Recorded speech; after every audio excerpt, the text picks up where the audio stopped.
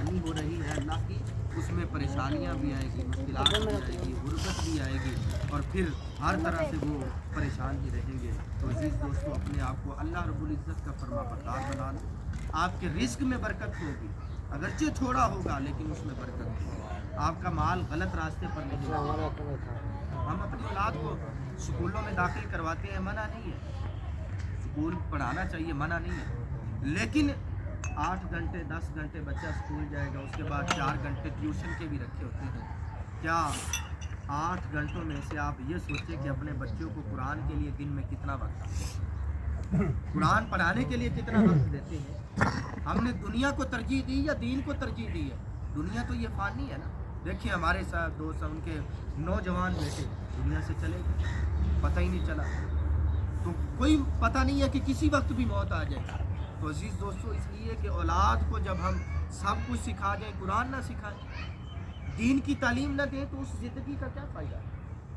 8 घंटे आप स्कूल में भेज रहे हैं, ईमानदारी से भेज रहे हैं जी, बच्चा छुट्टी ना करे जी, क्यों जी? नाकाम हो जाएगा, दुनिया में इसका मुस्तकबिल तबाह हो जाएगा।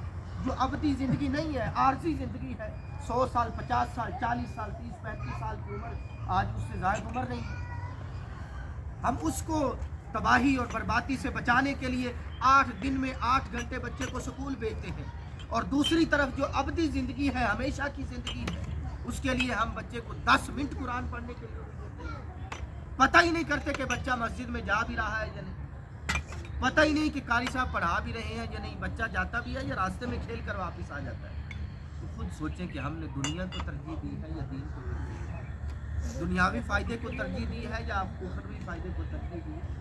तो इसलिए जब हमने ही दीन को पस पुश्त डाल दिया है, तो फिर रब भी हमारी दुआएं भी नहीं कबूल करेगा, और हमारे हक में अगर कोई दुआ करेगा तो वो भी कबूल नहीं होगा, क्योंकि हम खुद ही नाफरमान हैं। देखिए ना, ज़मीन बंजर हो, उसमें आप जितना अच्छा बीज डाल दें, वहाँ फल नहीं लगेगा, वहाँ वो जो फसल है नहीं उगेगी। वो क्यों? ज़मीन ही अच्छी नहीं है ना, ज़मीन ही बुरी है। लेकिन ज़मीन अच्छी हो तो अगर आप घटिया ही दाना क्यों ना डालें, फिर भी वो कुछ ना कुछ आपको उसका फल मिल जाएगा। तो इसलिए अगर आप अपने बारे में दूसरों की, नेक लोगों की दुआएं कबूल करवाना चाहते हैं, अपने आप को नेक बना लें, नमाजों की पाबंदी करें।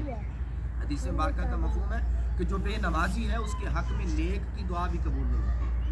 नेक बंदा अगर कोई है, 5 वक्त नमाज पढ़ता है, रोज़ा रखता है, ज़िक्र व अज़कार करता रहता है, वो बेनमाजी के लिए दुआ मांगता है ना, तो बेनमाजी के हक में उसकी दुआ कबूल ही नहीं होती, क्योंकि वो बेनमाजी है, अल्लाह की नाफरमानी कर रहा है। तो अज़ीज़ दोस्तों, इसलिए अपने आप को इताअत और फरमाबरदार बंदा आपने बनाना है, अपनी औलाद को नेक बनाना है।